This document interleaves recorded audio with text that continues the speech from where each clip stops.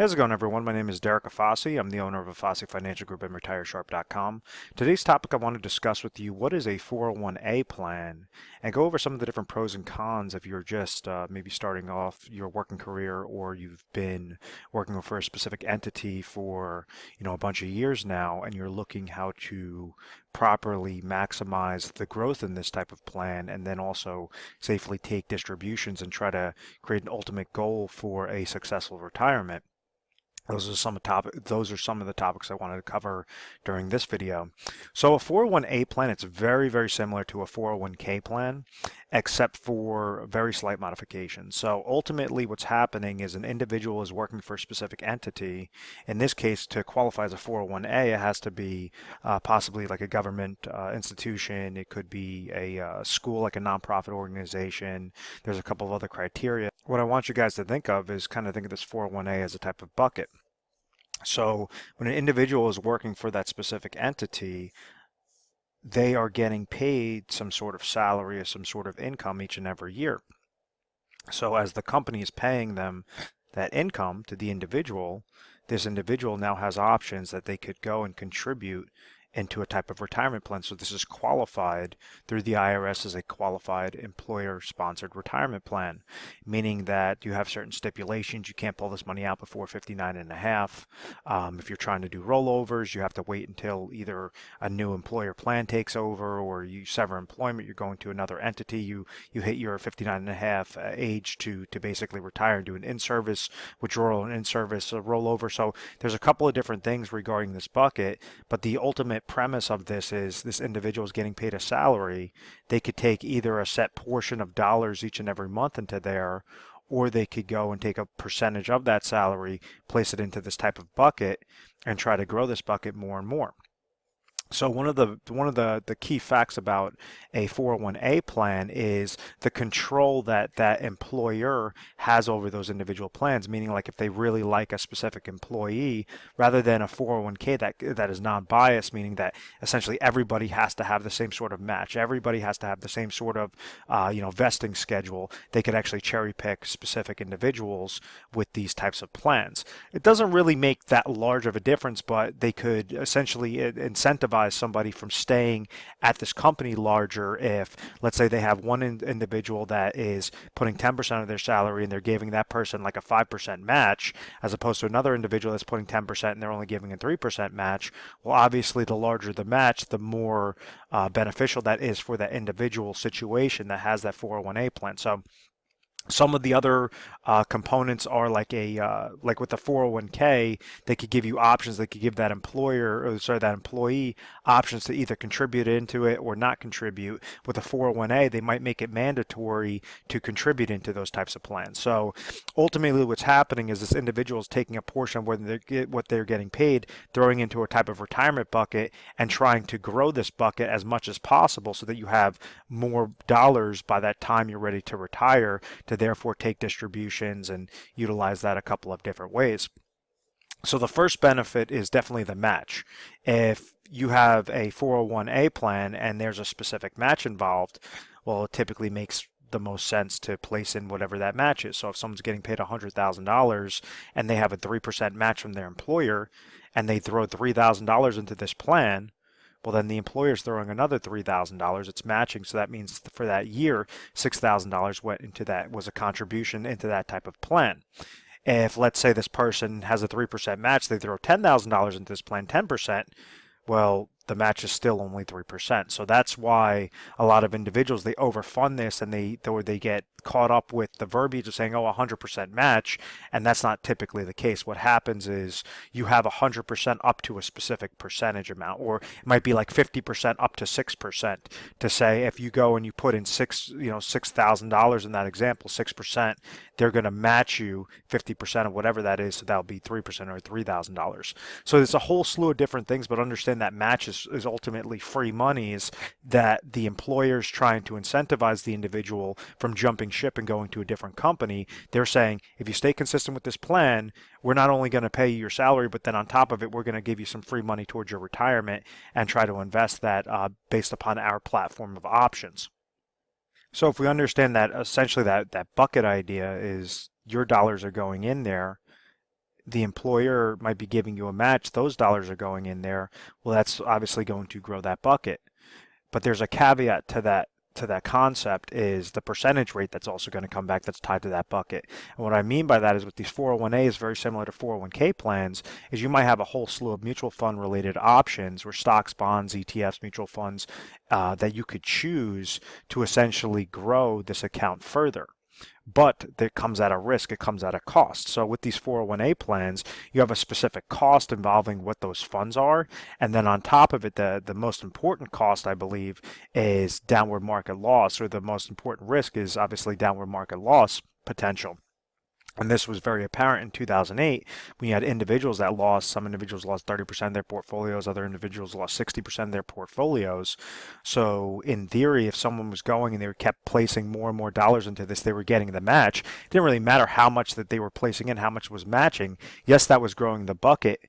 And this additional interest credit, if let's say that mutual fund performance or the stocks, bonds, ETF performance it was positive for that year, well, then yes, they're going to essentially double compound that growth into this bucket. So it would be the dollars that they're placing in there, the dollars that are being matched, and then if this came back positive, well, then that's ultimately going to have a much larger bucket. But if let's say they were placing those contributions, they experienced a type of 2008, a market reset, and they lost 50% of their portfolio.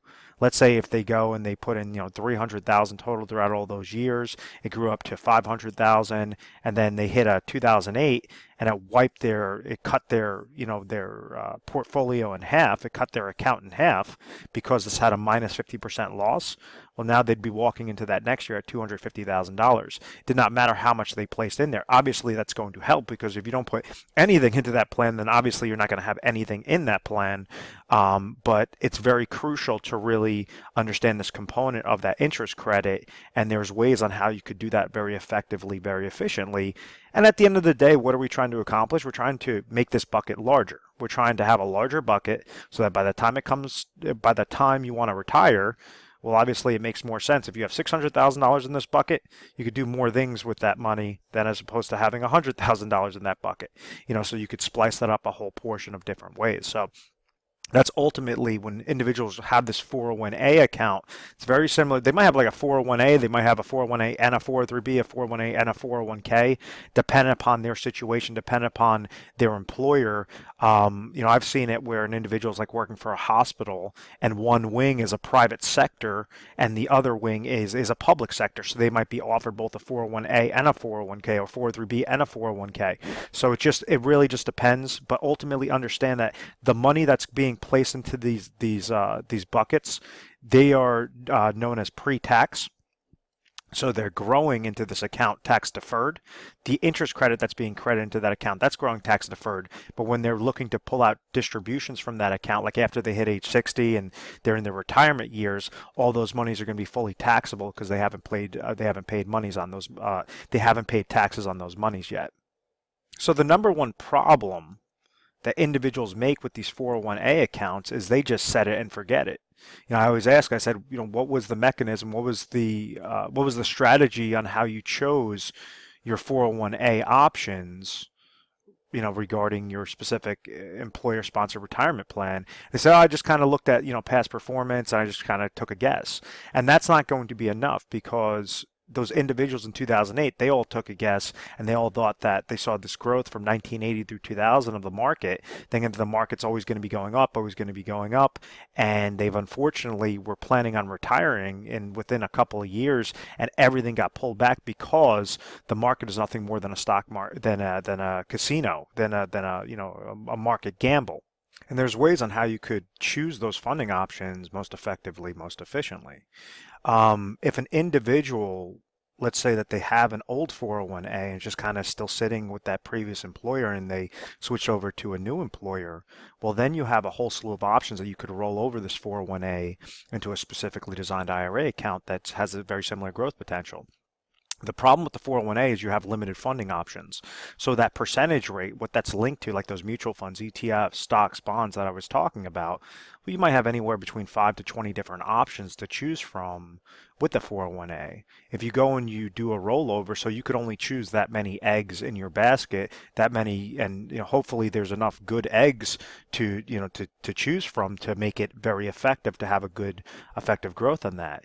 If you go and you do a rollover into an IRA account, well, you might have 3,000 different eggs to choose from. You could splice it up specifically to your exact age, what you're trying to accomplish on a growth, on a conservative rate.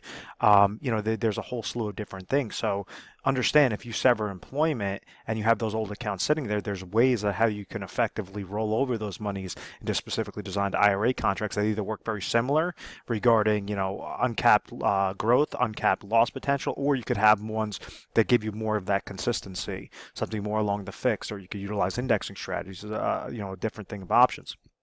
Now, another option that's very favorable is when an individual hits age 59 and a half, usually they're able to utilize this 401A monies, even though they're still working for the company, and they're able to do something known as an in-service rollover, an in-service withdrawal, and you could set that up into a whole portion or a whole myriad of options that will pertain to your exact retirement goal.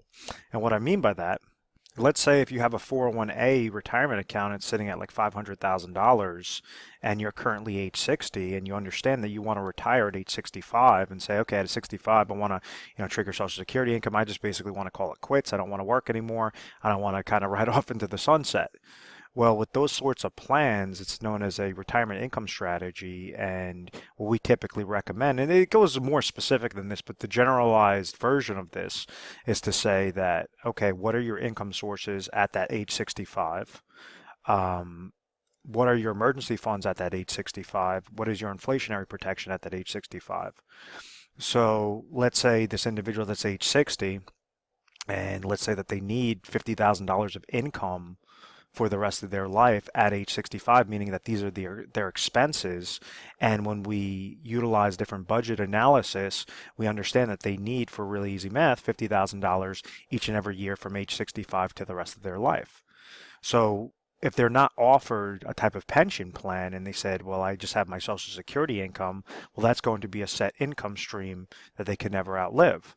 So maybe their Social Security income comes in about $35,000 at that age 65, is just this hypothetical example, and they have this $500,000 of this 401A account that's sitting there. Well, rather than roll the dice and do what individuals did in 2008 to say, oh, I'm so close, I'm 5 years away, I'll just stay consistent with how I'm setting up my growth strategy, I always recommend, or I give them the options to say, hey, this is some food for thought.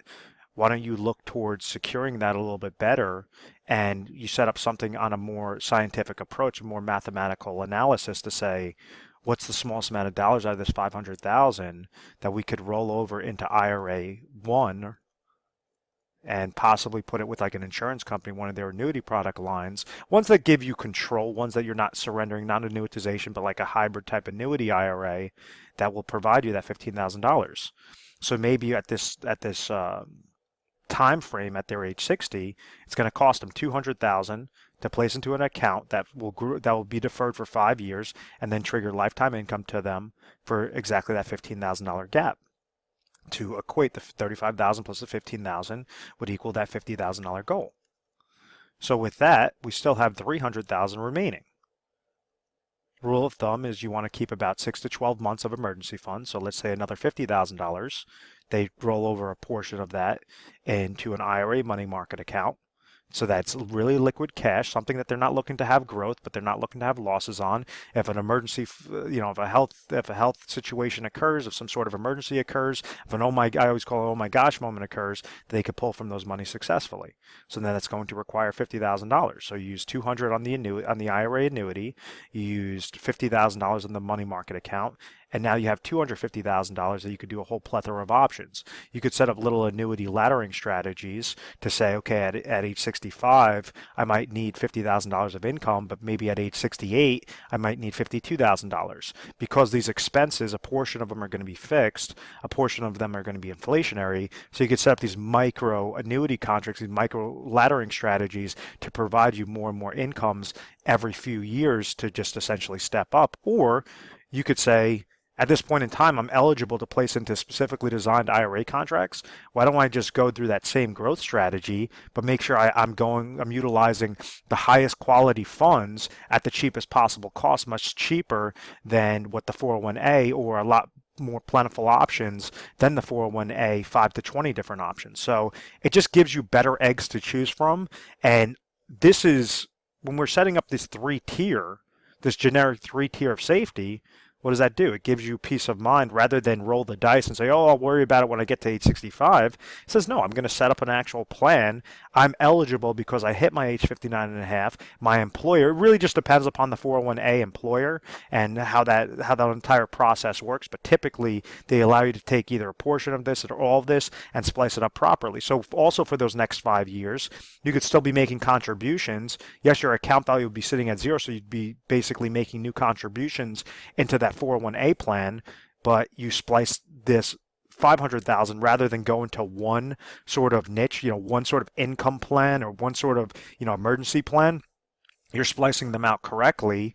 You could do multiple. You could do 3, 4, 5, 10 different types of IRA contracts that are all serving a purpose, all by utilizing those monies, and you were preparing before you actually hit that retirement age. So it's all about preparation, all about looking at the 30,000-foot view, saying, where am I right now? How can I get there successfully? And this is where we come in, is we try to educate you guys the most effective way. There's sometimes that what the individual is doing, we don't make any recommendations. We say, it would be a disservice to change anything because you're essentially going to be shooting yourself in the foot if you do so. So it's all about, each individual is going to be different. It's different than sitting at a seminar and having 50 people in the same room and then having one advisor pitch one sort of plan. That's nonsense in my book. I just think that each individual is going to have an individual situation, and it has to be set up because there is no room for error in retirement. You make one large mistake and then you're going to be working well into your 70s. Your 80s sometimes in worst case scenarios of saying, oh my gosh, I had this money, I was right there. And we hear the stories all the time. So this is my passion, to always make these videos and do the radio and all that stuff to give you guys as much free education out there. So at any point in time you find value in this video, you want to give us a call. We're available 24 hours a day, 7 days a week, mornings, nights, weekends, holidays, whatever the case may be. We're rated A+ in the Better Business Bureau. We're accredited business with them. And I think it's because of the methodical process. We've always had very good reviews. We've never had any complaints. It's because we try to educate you guys first, and it's more of transparency. It's not just us beating you over the head telling you, why we're so great. It's more along the lines of, what's your situation? Let's figure this out together, and we're there to give you the tools required to have a successful and most importantly a confident retirement. So I want to thank you very much for watching this video. Please feel free to subscribe to our YouTube channel, Retire Sharp, so you can have access to the most updated videos. Thanks so much, guys.